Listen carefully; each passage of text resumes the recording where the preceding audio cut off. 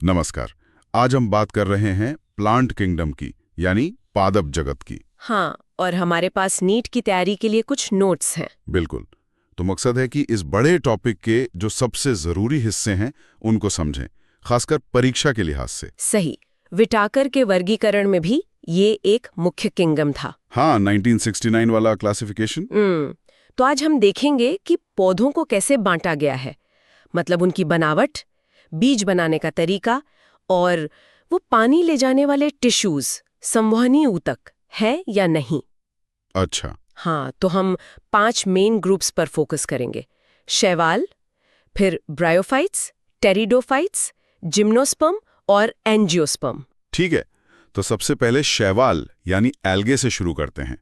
ये तो शायद सबसे सिंपल है। हाँ बिल्कुल, ज्यादातर पानी में मिलते हैं, जलीय होते हैं और अपना खाना खुद बनाते हैं, मतलब स्वापोषी। और इनका शरीर वो जड़ तना पत्ती जैसा नहीं होता है ना, थैलॉइड कहते हैं शायद। सही कहा, थैलॉइड बॉडी होती है, क्लोरोफिल होता है इनमें। इनके 3 मुख्य क्लास हैं, रंग के हिसाब से। रंग के हिसाब से? अच्छा। हाँ, क्लोरोफाइसी यानी हरी शैवाल, जैसे क्लेमाइडोमोयस, स्पाइरोगायरा। ओके। फिर फियोफाइसी मतलब भूरी शैवाल, फ्यूकस लेमिनेरिया इसके उदाहरण हैं। और तीसरी रोडोफाइसी यानी लाल शैवाल, जैसे पॉलीसाइफोनिया, जेलिडियम। अच्छा, हरा भूरा लाल, CPR, ये क्रम याद रखने में आसान है। बिल्कुल।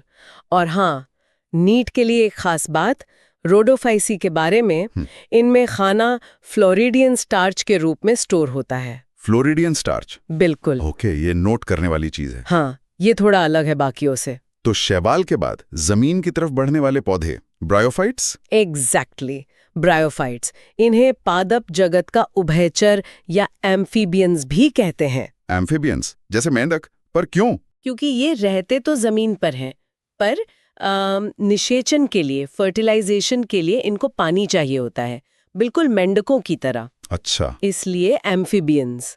हाँ।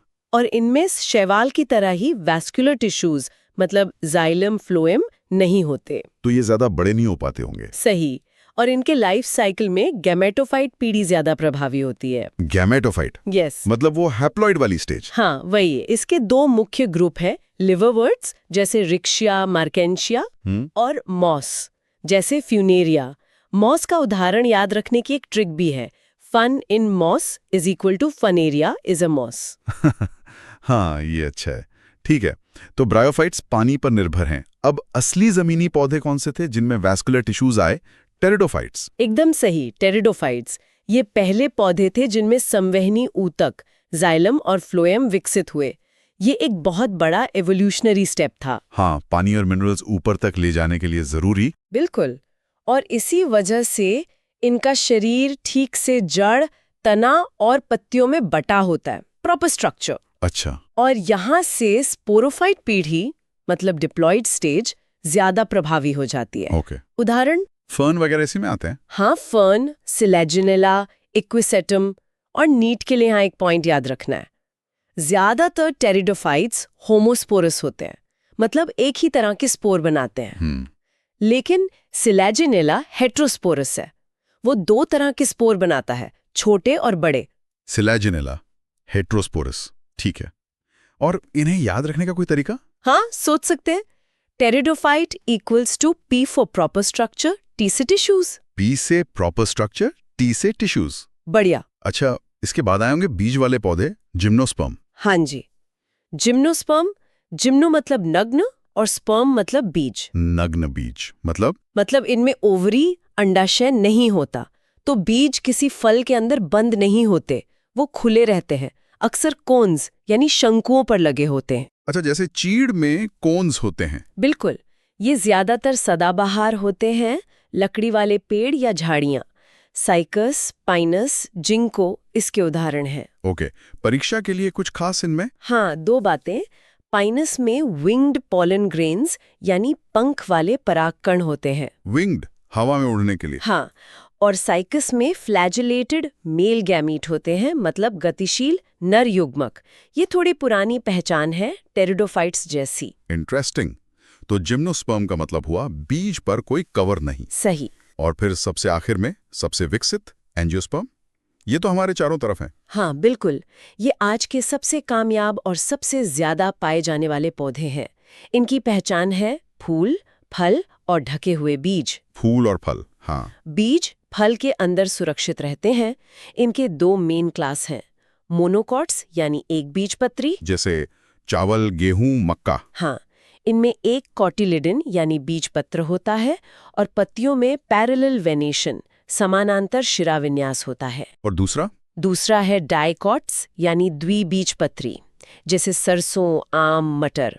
इनमें 2 कॉटिलिडन होते हैं और पत्तियों में रेटिकुलेट वेनेशन जाल जैसा शिराविन्यास होता है। अच्छा, मोनो मतलब एक कॉट, डाइकॉट मतलब 2 कॉट। ये तो आसान है। हाँ, तो ये हो गए 5 ग्रुप: शैवाल, ब्रायोफाइट्स, टेरिडोफाइट्स, जिम्नोस्पर्म, एंजियोस्पर्म। एक चीज जो शायद सब में कॉमन है वो है पीढ़ियों का एकांतरण, अल्टरनेशन ऑफ जनरेशंस।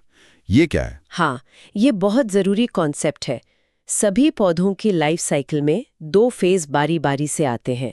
एक गैमेटोफाइट पीढ़ी जो हैप्लॉइड होती है और गैमीट्स बनाती है, और दूसरी स्पोरोफाइट पीढ़ी जो डिप्लॉइड होती है और स्पोर्स बनाती है। ओके। अब होता यह है कि जो सरल पौधे हैं जैसे शैवाल और ब्रायोफाइट्स, उनमें गैमेटोफाइट पीढ़ी मुख्य होती है, ज्यादा समय तक रहती है, इंडिपेंडेंट होती है। अच्छा। लेकिन जैसे जैसे पौधे विकसित हुए, टेरिडोफाइट्स, जिम्नोस्पर्म, एंजियोस्पर्म, स्पोरोफाइट पीढ़ी ज्यादा प्रभावी, ज्यादा बड़ी और इंडिपेंडेंट होती गई। हाँ। और गैमेटोफाइट पीढ़ी छोटी होती गई और स्पोरोफाइट पर निर्भर रहने लगी। समझ गया, मतलब एवोल्यूशन में स्पोरोफाइट पीढ़ी ज्यादा महत्वपूर्ण होती गई। बिल्कुल, और ये पैटर्न समझना नीट में मैच द कॉलम टाइप के सवालों के लिए बहुत जरूरी है। किस ग्रुप में कौन सी पीढ़ी प्रभावी है? हाँ, ये तो जरूरी है। तो संक्षेप में कहें तो हमने 5 मुख्य समूह देखे, उनकी खास बातें और उदाहरण, शैवाल से शुरू करके एंजियोस्पर्म तक। हाँ, और परीक्षा के लिए इन ग्रुप्स के खास लक्षण और उदाहरण याद रखना बहुत जरूरी है। बिल्कुल। और अंत में एक सवाल सोचने के लिए छोड़ते हैं। ये जो हमने पौधों का विकास देखा, सरल से जटिल की ओर, और आज उनका जो इकोलॉजिकल महत्व है, मतलब वो कहाँ पाए जाते हैं, पर्यावरण में उनका क्या रोल है, क्या इन दोनों चीजों के बीच कोई गहरा संबंध, कोई पैटर्न दिखता है, में कोई कनेक्शन? हाँ, इस पर सोचना शायद हमें रटने से आगे ले जाकर एक गहरी समझ दे सकता है।